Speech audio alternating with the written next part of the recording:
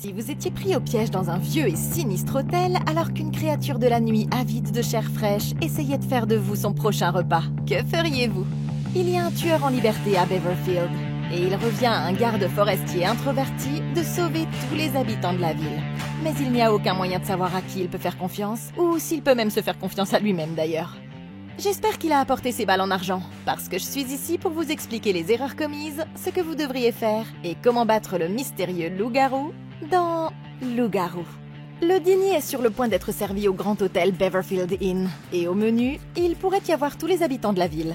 Par une journée nuageuse, cet homme d'âge moyen attend avec impatience un message sur son téléphone. C'est alors qu'il remarque que quelque chose d'agressif fait de grands bruits dans la forêt et tourne autour de lui comme pour l'encercler.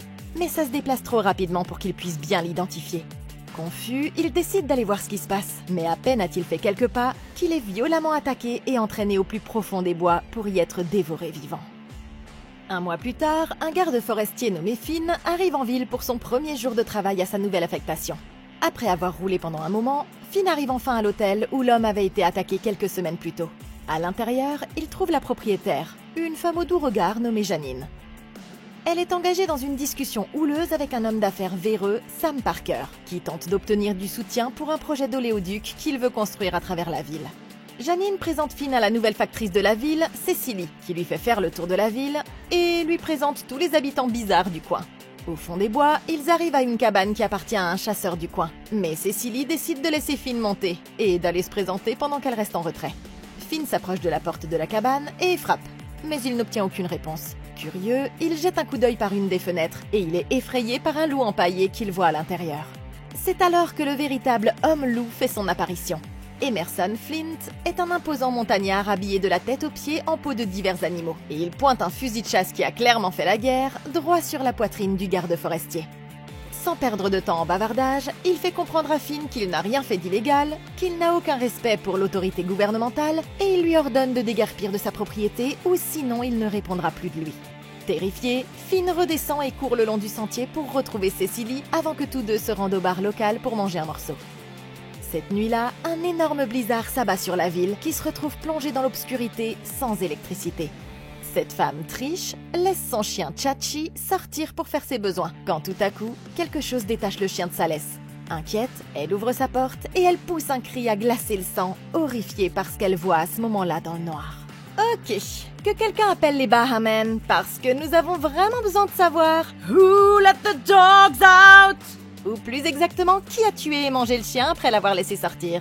Allez, sérieusement, vous saviez que j'allais faire cette blague à un moment donné, non? Bon, les références au groupe de reggae du début des années 2000 mis à part, quelqu'un ou quelque chose vient de tuer Chachi et quoi ou qui que ce soit, c'est probablement la même chose qui s'en était pris au gars du début.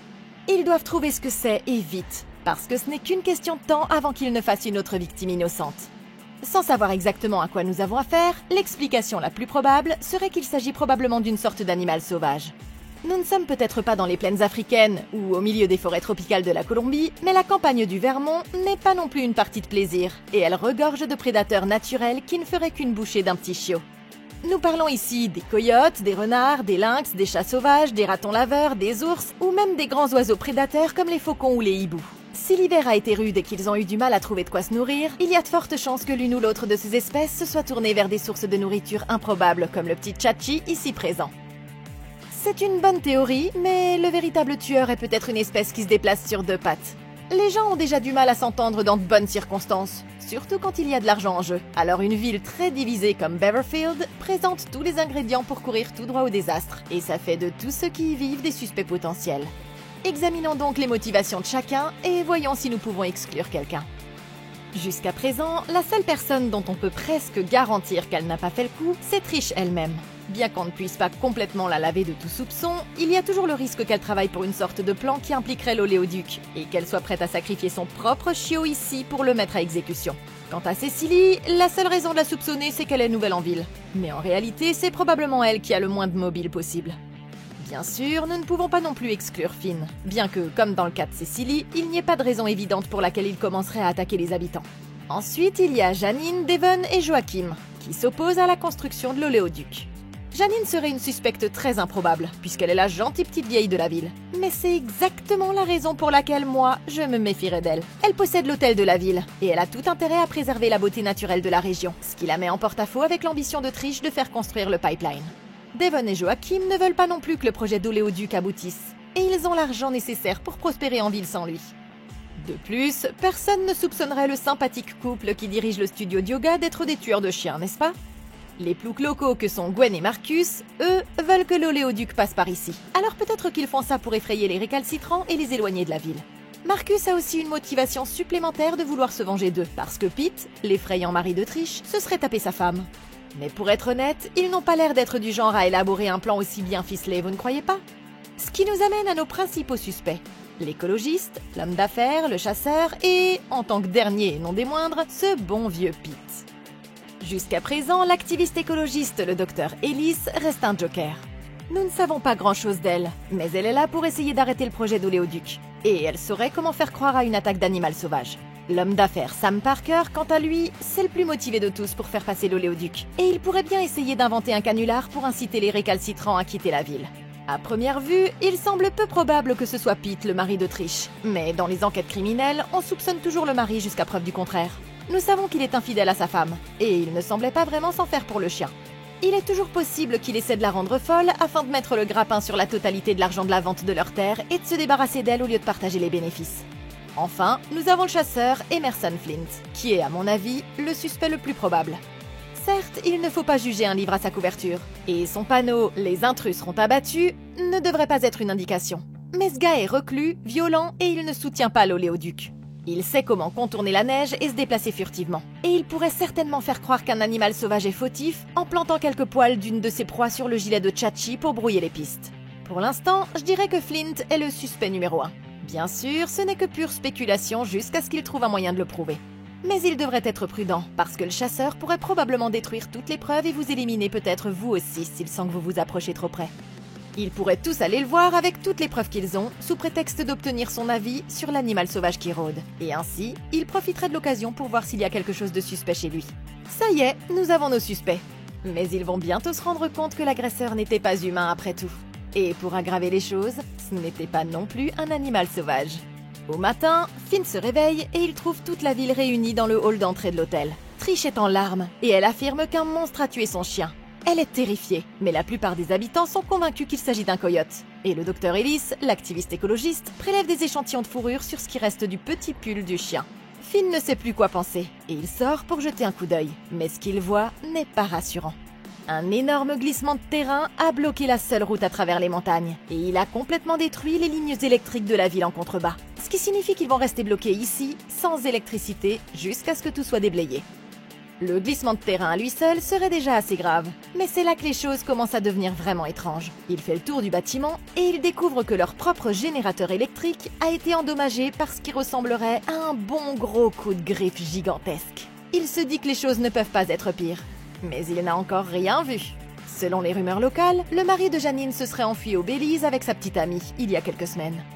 Finn trouve son cadavre enterré sous le porche de l'hôtel, et il semblerait que ce qu'il a mis là a pris son temps pour le dévorer morceau par morceau. Le docteur Ellis examine le corps, et elle remarque quelque chose d'alarmant. Les muscles des jambes de l'homme ont été arrachés complètement, ce qui s'apparente à la manière dont les espèces canines comme les loups ralentissent leur proie quand elles chassent. Intriguée, elle prélève d'autres échantillons de poils sur le corps, et elle dit qu'elle va les comparer à ceux qu'elle a trouvés sur le pull de Chachi. Comme il n'y a aucun moyen de quitter la ville, tout le monde commence à s'inquiéter, et il se demande qui sera le prochain à être tué. Finn suggère d'aller demander aux chasseurs de les aider, mais ils ont tous trop peur de l'accompagner, à l'exception de Cecily. Quand ils arrivent à sa cabane, Cecily remarque le collier ensanglanté du petit chien au-dessus de la cheminée du chasseur. Terrifiés, ils se précipitent vers la sortie, mais ils se rendent compte qu'ils ont été enfermés à l'intérieur. Emerson leur ouvre calmement la porte, et il les laisse partir tous les deux sains et saufs, sans leur faire le moindre mal.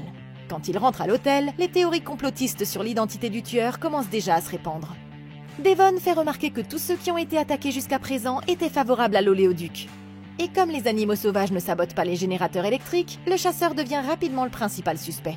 Plus tard dans la soirée, le docteur Ellis retrouve Janine dans sa chambre, et elle lui annonce que les échantillons de poils qu'elle a prélevés sur son mari et sur le pull du chien proviennent bien du même animal. Il semblerait qu'il s'agisse d'une espèce canine, mais étrangement, il n'y a aucune correspondance dans la base de données. La nuit tombe, et Finn suggère qu'ils devraient tous rester à l'hôtel, parce que rester groupés, c'est un gage de sécurité. La bonne nouvelle, c'est qu'ils sont presque tous armés, ce qui devrait leur permettre de se défendre si la créature frappait à nouveau. Avant de se rendre dans sa chambre, Finn va voir le docteur, mais elle a un comportement bizarre et refuse d'ouvrir la porte. Il la laisse seule, verrouille toutes les portes et fenêtres de la maison et se planque tous en attendant le lever du soleil. Ok, il fait de nouveau nuit, ce qui signifie très probablement que le tueur frappera d'une minute à l'autre. Au moins, ils ont fait le bon choix en restant tous sous le même toit. Mais la vérité, c'est que leur stratégie mériterait d'être améliorée. Un tueur en liberté, c'est déjà un problème. Mais comme ils vont être piégés pendant au moins une semaine dans ces conditions difficiles, ils auraient également dû se préparer à survivre sur le long terme, en plus du simple fait de rester en vie. Ils auraient dû, dans l'ordre de priorité, essayer de trouver une source d'eau, un abri et de la nourriture. L'eau ne devrait pas poser de problème puisqu'elle coule toujours. En cas de besoin, ils pourront toujours ramasser de la neige à l'extérieur pour la faire fondre et la faire bouillir pour la rendre potable si nécessaire. En termes d'abri, ils sont plutôt bien servis, mais le bar de la ville aurait peut-être été un meilleur endroit pour s'abriter. La nourriture y est abondante, sans parler de la réserve de Hachette. Mais pour être honnête, ils sont déjà bien armés, j'avoue. En plus, le bâtiment est plus petit, ce qui signifie qu'il y a moins d'angles d'attaque possibles. Ils devraient pouvoir se contenter de ce qu'ils ont. Mais s'ils ont besoin de plus, ils pourraient se regrouper et fouiller chacune de leurs maisons pour trouver toute la nourriture qu'ils pourraient rassembler et la rationner. Ils mangeraient d'abord les aliments périssables et pourraient même en laisser à l'extérieur pour piéger le prédateur tout en couvrant leurs besoins essentiels. Tout ça, c'est bien. Mais ce n'est pas parce qu'ils arriveraient à survivre pendant un certain temps qu'ils pourront rester là pour toujours. Dans la matinée, ils pourraient se rendre en groupe sur les lieux de l'éboulement et voir s'ils peuvent passer en toute sécurité à l'aide d'un de leurs véhicules tout-terrain ou commencer à dégager un chemin s'ils n'y parvenaient pas. Comme ça, ils auraient plus de chances de s'en sortir s'ils en avaient besoin. Cela dit, survivre sur le long terme n'a aucune importance s'ils ne survivent pas à cette nuit et s'ils ne savent toujours pas qui ou ce qui est à leur trousse. Le médecin a dit que les poils provenaient d'une sorte de canidé, ce qui est au moins un début dans la bonne direction. Mais il y a quelques autres éléments qui viennent étayer ça. Tout d'abord, le corps a été caché sous le porche, ce qui témoigne de l'intelligence et du sens d'organisation de l'agresseur, quel qu'il soit. Dans la nature, les loups sont connus pour cacher leur proie de la même manière. Il s'agit d'un comportement connu sous le nom de overkilling, qui consiste à tuer même si on n'a pas faim sur le moment afin d'avoir de la nourriture pour plus tard, et on stocke celle-ci sous la neige pour la protéger des charognards. S'il s'agit de la même créature que celle qui a attaqué le premier homme, nous savons que l'animal a utilisé des tactiques d'embuscade, et il semblerait qu'il l'ait attaqué sous plusieurs angles. Il est donc logique de penser que le loup est le suspect le plus probable. Mais il y a un problème. Les vrais loups ont disparu du Vermont depuis les années 1800. Bien qu'un hybride de l'espèce appelé coy-loup existe dans la région. Ce n'est pas le seul problème que pose cette théorie. Comme l'a dit Devon, les animaux ne sabotent pas les générateurs électriques. Et sur cette base, on pourrait supposer que le tueur est très probablement un humain ou une créature dotée d'une intelligence semblable à celle d'un humain. Ils n'ont aucune raison de supposer que quelque chose de surnaturel est impliqué pour le moment, et personne ne pourrait faire autant de dégâts sans de sérieux outils. Ce qui dirige mes soupçons vers le chasseur Flint, une fois de plus. C'est le suspect le plus évident, mais le problème, c'est que c'est presque trop évident. Bien sûr, il avait le collier du chien, mais il y a toujours une chance qu'il l'ait découvert au cours d'une de ses virées en forêt, ou qu'il ait été placé là par quelqu'un, comme le docteur ou Parker par exemple, qui veulent tous les deux que Flint quitte la ville. Pour l'instant, le tueur pourrait être n'importe qui ou n'importe quoi. Et la seule façon de garantir leur sécurité, c'est de rester ensemble. Pas juste dans le même bâtiment, mais aussi dans la même pièce. Non seulement ça leur permettrait de rester au chaud et de se protéger les uns des autres, mais ça donnerait aussi à Finn un moyen de surveiller tout le monde pour que personne ne puisse se faufiler pour attaquer. Ça lui laisserait aussi un vaste choix de boucliers de viande à utiliser si les choses devenaient un peu folles. Je garderai aussi un œil sur le docteur. Le bon sens nous dit que l'union fait la force, et le fait qu'elle soit la seule à ne pas vouloir faire équipe avec les autres, c'est extrêmement suspect à mes yeux. S'ils en ont l'occasion, ils devraient exiger d'examiner ses recherches par eux-mêmes et voir ce qu'elle mijote vraiment dans cette pièce. Alors que tout le monde dort à point fermé, la créature s'introduit dans la maison et se remet rapidement en chasse. À l'étage, une des portes s'ouvre lentement et quelque chose s'introduit dans la chambre de Pete, le traîne violemment sur le sol et dans le couloir. Terrifié, Pete fait de son mieux pour se défendre, mais ça ne sert à rien. Et dans la lutte, la créature invisible lui arrache la main droite. Gwen arrive en courant et ouvre immédiatement le feu. Elle réussit à effrayer la créature, mais au passage, elle touche accidentellement Pete. Il est gravement blessé, mais toujours en vie. Et Finn s'empresse de colmater sa blessure du mieux qu'il peut. Maintenant que les choses se sont calmées, le docteur Ellis daigne enfin se présenter pour prélever d'autres échantillons. Et il s'avère que les poils sur la chemise de Pete sont les mêmes que ceux trouvés lors des 2 dernières attaques. Horrifiée, elle prend la flasque pleine d'alcool que tient l'homme d'affaires et elle se retire dans sa chambre en fermant la porte à clé derrière elle. Les autres sont tout aussi terrifiés et ils se demandent qui a bien pu faire ça et quand cette chose va frapper à nouveau. Frustrés, ils prennent tous d'assaut la chambre du médecin pour obtenir des réponses. Mais elle devient complètement parano. Elle tire 3 fois sur eux à travers la porte et elle les avertit de ne pas s'approcher davantage. Aussi fou que ça puisse paraître, tous ces tests n'ont abouti qu'à une seule réponse possible. L'un d'entre eux serait un loup-garou et il n'y a aucun moyen de savoir avec certitude de qui il s'agit. Pendant qu'elle continue à parler, Parker prend les clés et se faufile par la porte de derrière pour entrer dans la chambre du médecin. Du couloir, ils entendent une bagarre, 2 coups de feu, puis le silence. Parker sort seul de la chambre et dit que le docteur Ellis avait si peur de la créature qu'elle a décidé de mettre fin à ses jours. Ok, nous arrivons enfin à quelque chose. Le docteur Ellis pensait que le tueur était un loup-garou. Ça semble assez fou, mais je ne suis pas là pour me disputer avec la biologiste du groupe. Nous avons tous entendu parler des légendes autour de l'homme-loup. Mais saviez-vous que celles-ci ont eu de réelles répercussions dans l'histoire? Prenons 2 des exemples les plus célèbres de l'histoire. Peter Stump, le loup-garou de Bedburg, et Gilles Garnier, le loup-garou de Dole. Stump était un tueur en série allemand. Il prétendait que le diable lui avait donné une ceinture magique qui lui permettait de se transformer en une bête avide de chair. La nuit, il parcourait la campagne et se nourrissait de sang de bétail et d'êtres humains. Quand il fut finalement attrapé, il fut décapité. Son corps fut brûlé et sa tête fut accrochée à un poteau pour servir d'avertissement aux autres. Garnier, un ermite français, fut accusé d'avoir tué et mangé des enfants de son village. Il prétendait qu'alors qu'il avait du mal à trouver de la nourriture pour sa famille, un homme spectral lui avait donné une pommade qui lui permettait de se transformer en loup, facilitant ainsi ses parties de chasse. Quand il fut attrapé, Garnier avoua ses crimes, et il fut brûlé vif sur le bûcher. Ces 2 histoires sont assez horribles, mais Finn est sur le point de découvrir qu'il est confronté à quelque chose de pire encore. D'après les légendes, un loup-garou serait une créature mythologique issue de l'ancien folklore européen.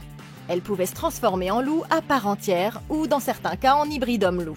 Cette transformation pouvait être soit intentionnelle, soit résulter d'une malédiction ou se produire quand un individu était atteint de lycanthropie, généralement après avoir été mordu par un loup-garou et avoir survécu à l'attaque. Un loup-garou traditionnel se transforme généralement à la pleine lune. Cependant, certaines interprétations de la lycanthropie lui permettraient de se métamorphoser à volonté. Selon la légende, le loup-garou pouvait être la personne transformée elle-même, mais ça pouvait aussi être un double quand son âme quittait son corps alors qu'elle était inconsciente. Ou ça pouvait aussi être ce qu'on appelle un familier, qui est essentiellement l'esprit spirituel d'un animal devenu le compagnon d'une sorcière ou d'un magicien. Et une blessure faite au familier pouvait causer la même blessure à la personne qui lui était attachée.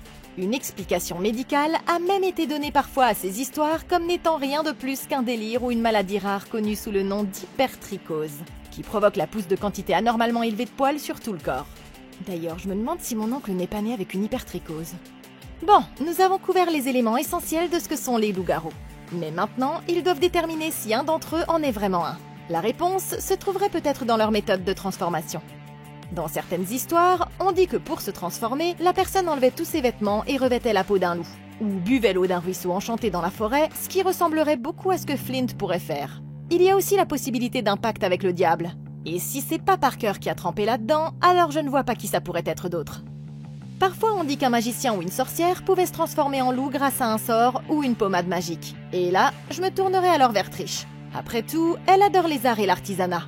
Et je ne serais pas surprise qu'elle s'adonne à des rites occultes derrière ses portes closes. Je parierais toujours sur Flint. Mais si la maison était vraiment fermée à clé, il aurait été difficile pour quiconque d'y entrer sans faire beaucoup de bruit. Donc il pourrait s'agir d'un coup monté de l'intérieur. Nous pouvons pratiquement exclure Gwen et Joachim, puisqu'ils étaient les premiers sur les lieux quand Pete a été attaqué. En fait, les seuls qui n'étaient pas là au début étaient Cecily, Parker et le docteur. Bien sûr, ça ne peut pas être le docteur Ellis puisqu'elle est morte. Mais les conditions de sa mort sont terriblement suspectes. Ce qui nous ramène à Parker. Il a dit que la femme s'était suicidée, mais tout le monde dans le couloir a entendu 2 coups de feu. Quelque chose ne colle pas, et il devrait inspecter soigneusement la scène de crime pour voir s'ils peuvent rassembler suffisamment de preuves pour reconstituer ce qui s'est réellement passé à l'intérieur.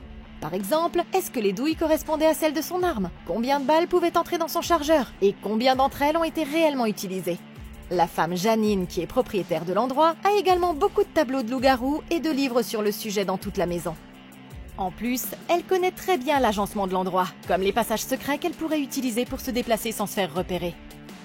Dans certaines légendes d'Amérique latine, le 7e fils d'un 7e fils était considéré comme un loup-garou.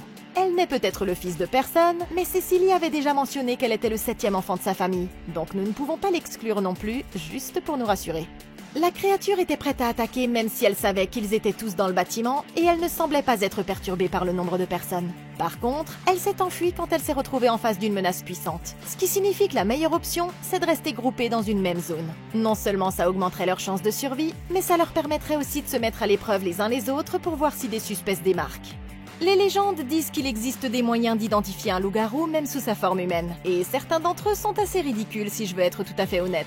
Le suspect pourrait n'avoir qu'un monosourcil, il pourrait avoir des ongles trop longs qui ressembleraient plus à des griffes, il pourrait avoir des oreilles bizarres, ou une sorte de démarche bondissante peu naturelle quand il marche. Mais à première vue, personne ici ne semble vraiment correspondre à l'une ou l'autre de ces descriptions. Quelques astuces de la vieille école permettraient de détecter des loups-garous. Comme par exemple, faire une incision superficielle pour voir s'il n'y aurait pas de la fourrure sous la peau d'une personne, ou vérifier s'il y a des poils sous sa langue. Mais je doute qu'ils arrivent à quelque chose avec ces deux méthodes. Si c'était moi à leur place, voici ce que j'essaierais de faire. On dit qu'une fois qu'il a repris sa forme humaine, le loup-garou est censé être physiquement faible et dans un état de dépression après une nuit de fureur primitive incontrôlée. Pour cette raison, un des moyens de soigner un loup-garou serait de faire travailler la personne jusqu'à l'épuisement. Jusqu'à ce que nous découvrions qui est responsable des attaques, tout le monde dans la maison devrait faire du cardio 24 heures sur 24, ce qui pourrait permettre d'identifier le loup-garou. Non seulement ça permettra peut-être de découvrir qui est le loup-garou, mais en prime ils seront tous en meilleure forme physique, ce qui était d'ailleurs déjà fortement recommandé dans l'Europe médiévale. Une autre façon de guérir un loup-garou, c'était d'utiliser une potion à base d'une fleur sauvage appelée aconite, dont on trouve des variétés dans les montagnes du Vermont.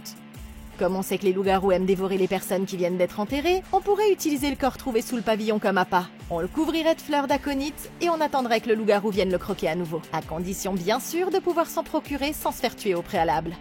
Une des caractéristiques les plus connues des loups-garous, c'est leur vulnérabilité face aux armes en argent, comme la fameuse balle en argent. Mais parfois, le simple fait de les toucher avec de l'argent suffirait. Avant la prochaine attaque, ils devraient rassembler tous les objets en argent qu'ils peuvent trouver dans la maison. Non seulement ils pourraient s'en servir pour se défendre, mais ils pourraient aussi découvrir qui est le loup-garou parmi eux en observant comment chacun réagit aux objets en argent. Enfin, s'ils parvenaient à trouver l'identité du loup-garou et à gagner le combat, ils devraient ensuite impérativement veiller à démembrer son corps. Sinon, le loup-garou risquerait de se remettre de ses blessures. Et bien sûr, il faudrait couvrir toutes les fenêtres de la maison pour qu'elles ne laissent pas entrer les rayons de la pleine lune. Juste au cas où. Après s'être regroupés au premier étage, Parker, Marcus et Gwen verrouillent toutes les portes et fenêtres, et ils passent la maison au peigne fin pour s'assurer qu'ils sont les seuls à l'intérieur. D'après les recherches du Dr Ellis, l'ADN des touffes de poils semblait être une combinaison d'ADN humain et canin. Plusieurs d'entre eux sont convaincus qu'ils sont forcément traqués par une sorte d'hybride homme-animal, et ils commencent à partager leurs propres théories sur ce que ça pourrait être. Parker, Marcus et Gwen sont convaincus qu'il s'agit d'une créature surnaturelle, et trichent de rajouter qu'il pourrait s'agir d'un canular à la Scooby-Doo qui viserait à empêcher la construction de l'oléoduc, ce qui, il faut bien l'admettre, serait tout à fait logique. Très vite, la discussion s'anime. La tension monte d'un cran et chacun brandit son arme. Mais Finn parvient à calmer le jeu juste à temps, et il convainc tout le monde de ranger toutes les armes dans une chambre à l'étage qu'il laissera fermer à clé jusqu'à ce qu'ils arrivent à découvrir qui d'entre eux est le tueur. Avant de jeter les clés dans la neige, Marcus fait tout de suite peser le doute sur Trish, et il souligne que cette dernière est en colère contre Pete depuis sa liaison. Mais elle insiste sur le fait qu'elle n'attaquerait pas son propre mari, même si c'était un salaud. C'est alors que Pete se met à ricaner comme un taré depuis son coin, et tout à coup, il proclame que c'est lui le loup-garou. Ou que peut-être ils le sont tous. Il est clair que la perte de sang le fait délirer, mais l'un d'entre eux doit être responsable. Parker tente alors de faire porter le chapeau à Janine en insinuant qu'elle aurait tué son propre mari parce qu'il voulait vendre l'auberge pour faire place au pipeline. Ce qui expliquerait pourquoi son corps a été enterré juste sous leur propre porche. Mortifiée, Janine fond en larmes et elle rejette la faute sur Parker. Elle avance qu'il était le seul dans la pièce avec le docteur quand elle est morte et qu'il a certainement plus à gagner à ce que tous les autres quittent la ville. Une dispute éclate rapidement entre les différents camps, jusqu'à ce que Finn se lève brusquement et lance une tasse de thé contre le mur. Il les supplie de se calmer et de réfléchir rationnellement à la situation. Il leur fait remarquer qu'ils ont tous plus de choses en commun qu'ils n'imaginent, et il tente de les rassembler en tant que communauté. Il leur fait un grand discours sur les raisons pour lesquelles ils devraient se faire confiance au lieu de se retourner les uns contre les autres au premier signe de problème. Mais ils n'y croient pas. Peu convaincus, Gwen et Marcus décident de tenter leur chance de leur côté. Et tout le monde finit par les suivre, à l'exception de Finn, Cecily et Janine qui se séparent et retournent chacun dans leur maison pour se protéger. Mais c'est là leur plus grosse erreur. Ok, ça va définitivement se retourner contre eux. Ils ont commencé fort, mais maintenant que les tensions sont à leur comble, ils font presque tout de travers. Tout d'abord, ça devrait être évident pour eux que le fait de se séparer ne fera que faciliter la tâche du tueur, parce qu'il pourra les éliminer un par un. Et pour empirer les choses, ils se sont débarrassés de toutes leurs armes, ce qui ne leur laisse pratiquement aucun moyen de se défendre. Je reste très méfiante à l'égard de Parker. Après tout, pourquoi lui et les ploucs du village prennent-ils la peine de contrôler les lieux alors qu'ils savent que c'est un endroit sûr?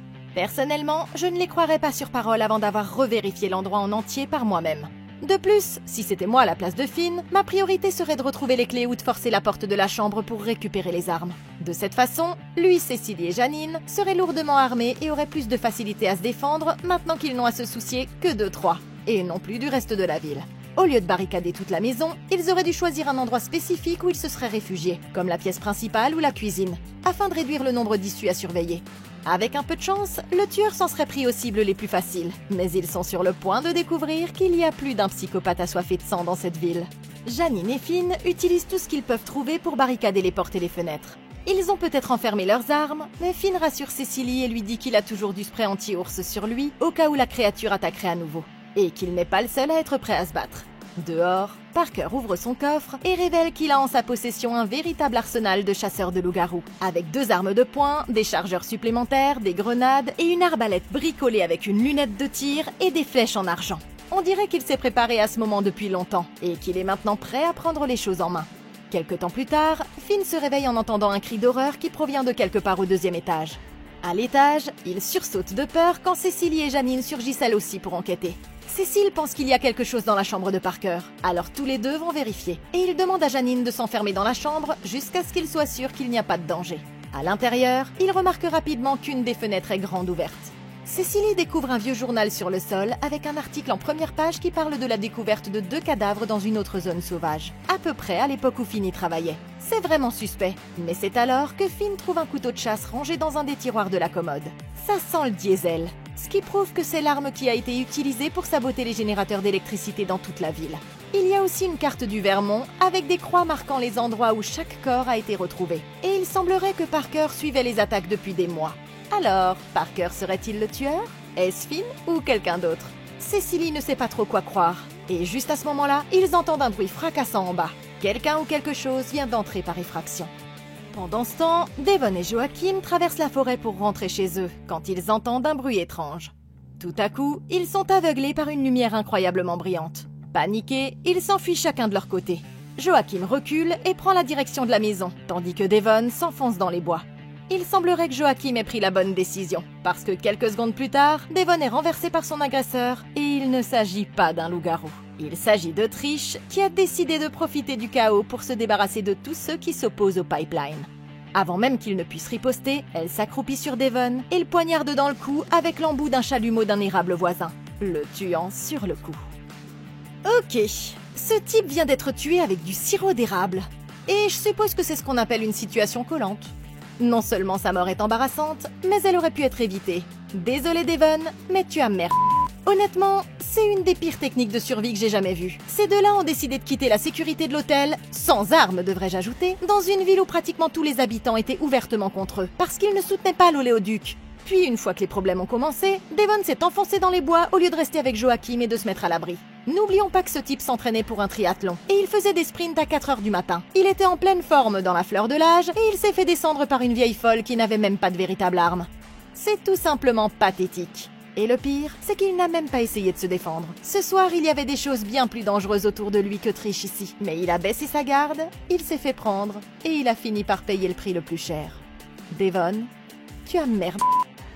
De retour à l'hôtel, Cécilie et Finn réalisent que le bruit qu'ils avaient entendu était en fait Parker, qui en tenue de chasse s'est introduit dans la maison pour la fouiller. Alors qu'ils essaient de se faufiler discrètement sans se faire repérer, Cécilie marche accidentellement sur une latte qui grince, ce qui les oblige à courir pour sauver leur peau. Parker les poursuit et ils finissent par s'abriter sous le porche, tandis que Parker les cherche à l'extérieur, convaincu qu'il y a vraiment un loup-garou parmi eux.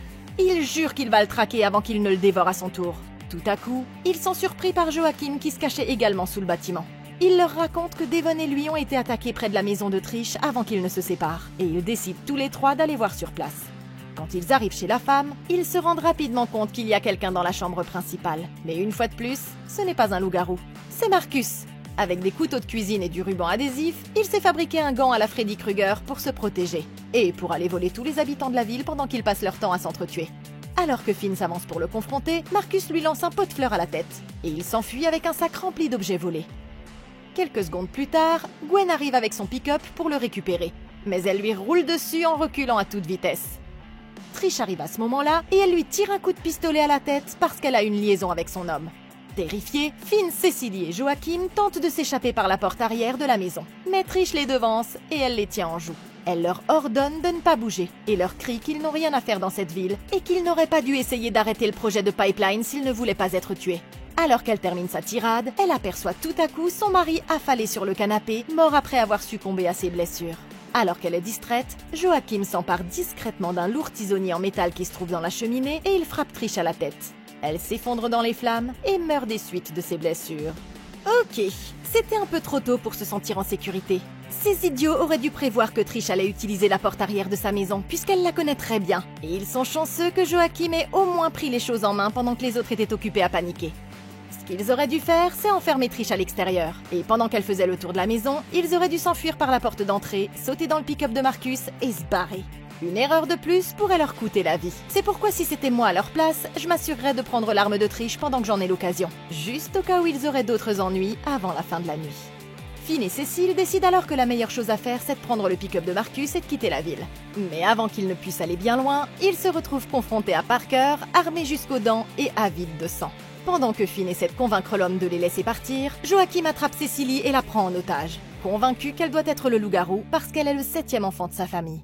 Il a du mal à y croire lui-même, mais il est tellement stressé que ça lui semble être la seule option logique. Tout à coup, un carreau d'arbalète siffle dans l'air, manque de peu l'épaule de Finn, mais frappe Joachim en pleine poitrine. Ce dernier s'écroule au sol et meurt. Parker recharge son arme pendant que Finn se met à l'abri sur le côté du pick-up. Mais Cécilie n'arrive pas à le faire démarrer, et l'homme la sort du véhicule et la traîne dans la rue. Frustré, il commence à raconter que toutes les attaques se sont produites dans des endroits où le ranger travaillait, et il prétend avoir trouvé le couteau imbibé de diesel dans la chambre de Finn. Confus, Finn contredit le taré et lui dit qu'ils ont trouvé le couteau dans sa chambre. Il continue en affirmant que tout ça, c'est de sa faute, parce qu'à cause de son pipeline, il a monté les gens de la communauté les uns contre les autres. Que Finn soit coupable ou non, Parker décide qu'il en a assez entendu, et il lève son arbalète pour tirer le coup de grâce. Mais à la dernière seconde, Cécilie lui assène un coup de pied dans le genou, ce qui laisse à Finn la possibilité de le mettre à terre. Dans le chaos, Parker poignarde Finn avec une dague d'Assassin's Creed qu'il avait bien cachée, et il se roule rapidement sur lui. Mais Finn l'aveugle avec son spray anti-ours et le repousse. Furieux, l'homme d'affaires sort une arme, prêt à les achever tous les deux. Mais à ce moment-là, Joachim, qui était toujours en vie, se relève et tire sur une bonbonne de propane juste derrière Parker avec son arme. Il tue l'homme dans une énorme boule de feu avant de mourir lui-même de ses propres blessures. Ok, tous les fous du coin sont finalement tombés, ce qui signifie que soit le tueur est mort, soit il s'agit de quelqu'un d'autre, soit c'est Finn ou Cécilie. La vérité, c'est que Finn ne peut toujours pas faire confiance à qui que ce soit d'autre que lui, et que le chasseur est peut-être encore dans la nature. Il va devoir décider s'il reste avec Cécilie ou non. Mais personnellement, si c'était moi à sa place, je la laisserais tomber à la première occasion. Je prendrais le pick-up de Parker avec tout son matériel, et je me casserais de là le plus vite possible. Il lui sera plus facile de se débrouiller seul à ce stade, et il pourra toujours envoyer de l'aide s'il s'en sort vivant. Après tout, il vaut mieux qu'au moins l'un d'entre eux s'en sorte, plutôt que tout le monde ne meure. Par miracle, le courant est tout à coup rétabli dans toute la ville. Cécilie et Finn ont réussi à survivre à l'explosion, mais Finn est gravement blessé. Il se réfugie alors dans le bar pour soigner ses blessures. À l'intérieur, Finn trouve des dizaines et des dizaines de colis non livrés, y compris les pièces de rechange que Gwen, la mécanicienne, attendait pour réparer son chasse-neige, ce qui aurait pu les sortir de là dès le départ. Pire encore, il y a un téléphone et un badge d'identification qui n'appartiennent à nul autre que David Sherman lui-même, le mari décédé de Janine, qui était aussi le facteur initial de la ville. Terrifié, Finn retourne dans la salle à manger où il trouve Cécilie qui l'attend. Il a déjà tout compris. Tout ce que sa nouvelle amie lui a dit jusque-là n'était que mensonge, et c'était elle le loup-garou depuis le début. C'est alors que Cécilie commence à se transformer. Elle se dédouble au fur et à mesure. D'énormes crocs apparaissent, des griffes acérées poussent à ses mains et à ses pieds, et ses yeux deviennent d'un jaune éclatant. Une fois sa transformation achevée, elle s'apprête à attaquer Finn, mais elle est subitement frappée à l'arrière de la tête par une pelle, ce qui la fait tomber.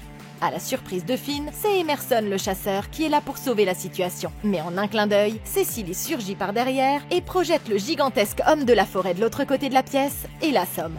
Une fois Emerson hors d'état de nuire, Cécilie se met à la recherche de Finn dans le bar. Mais il ne se laissera pas faire sans se battre. Il rassemble son courage, se met à l'abri derrière le présentoir de Hachette et en saisit deux, prêts à se battre.